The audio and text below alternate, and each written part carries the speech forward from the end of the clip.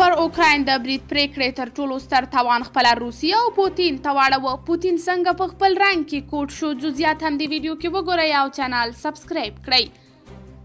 په تیرو 14 کلونو کې د روسیې د خپل پوځ عصري او قوي کېدو ته دومره تبلیغات وکړل چې امریکا په ګډون ټول غرب یې تر یوه بریده وارخطا کړی و او نړۍ واقعا هم په دې فکر کې شوه چې ګواکې روسیه په تیرو 10 کلونو کې په یوه بېساري نظامي قدرت بدله شوې. همدا لامل شو چې د امریکا په ګډون ټولې ناټو د اوکراین د مرستو غوښتنې غږ ته ځانونه کاڼه کړل او اوکراین یې د روسیې رحم او کرم ته پرېښود. خو کله چې ناټو ولیدله چې د 3 ورځو پرلپسې جګړې وروسته هم د نړۍ د زبرځواکي ادعا کوونکی ونه توانېده چې د ځان پر پرتله خورا کمزوری هیواد هم لاندې کړي، نو د نړۍ حاکمان بیا ځلې غوږ په غوږ شول. دوی ولیدل چې د کیف په سړکونو او کوڅو کې د سلګونه روسي پوځیانو جسدونه په اور سوځي، سلګونه ټانکونه او الوتکې یې سکروټې شول او سلګونه نور ټانکونه او موټرې یې روغې پر سړکونو پریښي. نو یې په زغرنده د اوکراین سره د زرګونه میله سپکو او درنو وسلو د مرستې اعلان وکړ. اروپایي مشران د قهر په لهجه وغږېدل او ممکن د ناټو پوځیان هم ژر ورولېږي.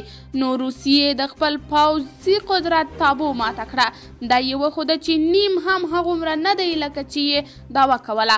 اوس که روسیه اوکراین په بشپړه توګه وهم نیسي، د ده په مقابل کې له هر لحاظه د ډېر کمزوري اوکراین دغه ډول مقاومت د روسیې ماته ده.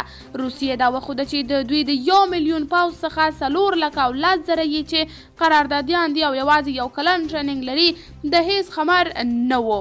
دوی سهوه وکړه چې پورتیانکي یې په جرابو بدلې کړې. غرب ولیدله چې روسیه د 3 ورځو وروسته هم ونه توانېده چې د اوکراین فضا په خپل کنټرول کې راولي، بلکې د اوکراین هوایي ځواک له لوري یې جنګي الوتکې په هوا او ټانکونه په ځمکه په نښه شول.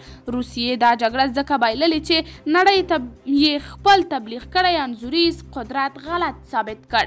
قدرمنو لیدونکو، تاسې د دې موضوع په هکله څه نظر لرئ؟ نظریات مو راسره په کمنټ کې شریک، ویډیو لایک او چینل سبسکرایب کړئ.